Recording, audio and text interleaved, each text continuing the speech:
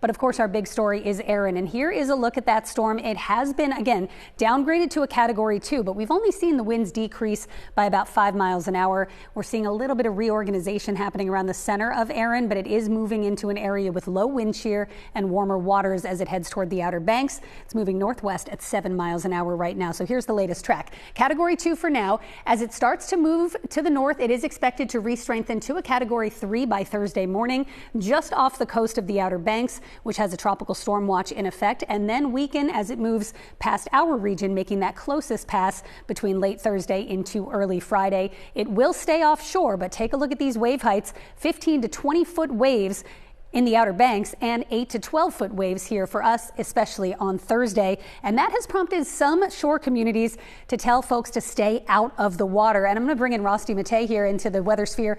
Ross, this is a lot of families, their last hurrah down the shore, but it is dangerous thanks to that storm. I feel for all those families on vacation, hoping for a nice, beautiful summer week. You're not going to get it this week. We're starting to see some of that surf get rough, especially now that the sun is up. I want to start with a live picture from Margate, because right now swimming is banned in Margate, and Beach Patrol does not recommend surfing or kayaking either. Lifeguards are still out on duty in Margate, directing people to stay out of the water. They're also warning anyone and everyone that any water activities will be performed at your own risk. About 40 minutes south of Margate in Wildwood, Beach Patrol took my colleagues down to the water to see the rough surf in person. This video was taken about 2 hours before high tide, and the waves were only getting worse at that point. Beach Patrol called the conditions treacherous. We spotted a few brave souls walking along the shoreline, but the lifeguards were there monitoring the area to make sure that no one, including the surfers, went into the water.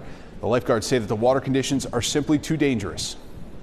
You're allowed on the beach, but you will not be allowed in the water because we have treacherous conditions going on right now. We have a rip current warning, we have rough surf warning, we have storm warning, and conditions are bad. We're just going to keep them knee deep probably for the duration of the week. Again, we're going to gauge it if something changes and it gets a little bit better. We're going to do what we can to make it more accommodating. And that second gentleman that you just heard from was the chief of the Beach Patrol in Atlantic City, where they're also preparing for whatever Hurricane Erin may bring. Again, people are only being allowed to go in the water up to their knees in Atlantic City, and boogie boards right now are completely banned until the surf calms down. And lifeguards at Delaware beaches are urging people to stay away from the water there as well, as they prepare for heavy surf and increased rip tides through the end of the day on Thursday.